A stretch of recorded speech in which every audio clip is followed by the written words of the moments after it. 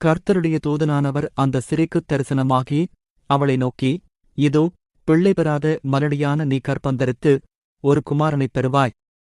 நியாயாதிபதிகள் 13 அதிகாரம் 3 வசனம்.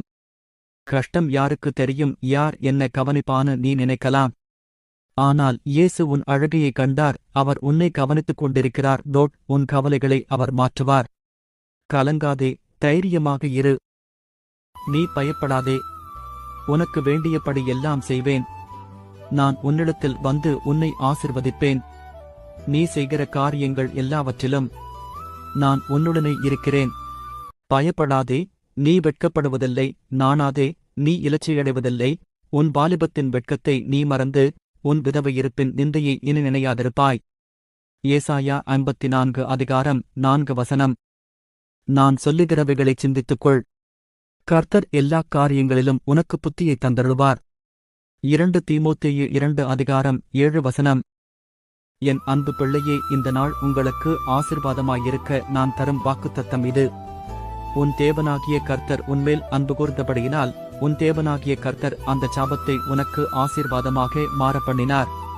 உபாகமம் அதிகாரம் 23 வசனம் 5. என் அன்பு பிள்ளையே, இந்த நாள் உங்களுக்கு ஆசீர்வாதமாயிருக்க நான் தரும் வாக்குத்தத்தம் இது.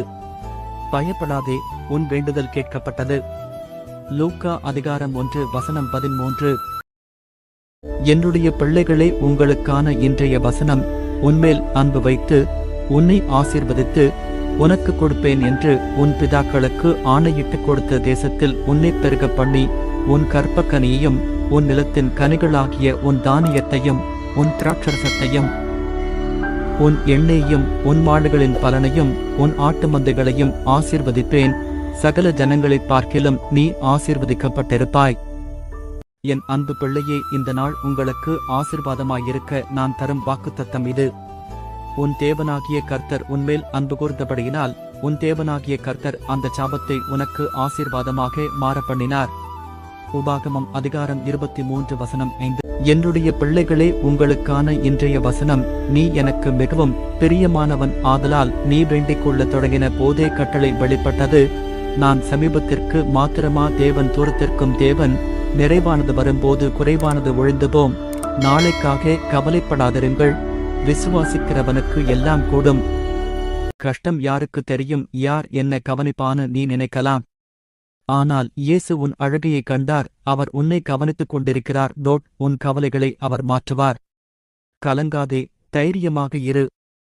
நீ கர்ப்பந்தரித்து ஒரு குமாரனைப் பெறுவாய். அவன் தலையின் மேல் சவரகன் கத்திப்படலாகாது. அந்தப் பிள்ளை பிறந்தது முதல் தேவனுக்கென்று நசரேயனாயிருப்பான். அவன் யெசபேலைப் பெலிஸ்தரின் கைக்கு நீங்கலாக்கி ரட்சிக்கத் தொடங்குவான் என்றார். நியாயாதிபதிகள் 13 அதிகாரம் 5 வசனம்.